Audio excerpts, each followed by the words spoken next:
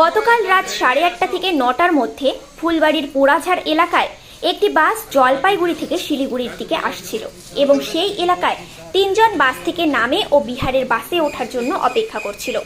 সূত্র মারফত খবরের ভিত্তিতে তাদের 3 জনকে আটক করে পুলিশ।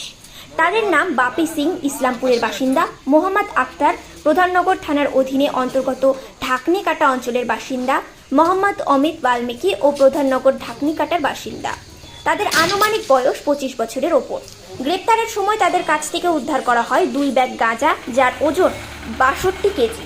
বাজারে আনুমানিক মূল্য 8 লক্ষ টাকা। 3 জনকে গ্রেপ্তার করে পুলিশ। আজ তাদের জলপাইগুড়ি আদালতে পাঠানো হলো।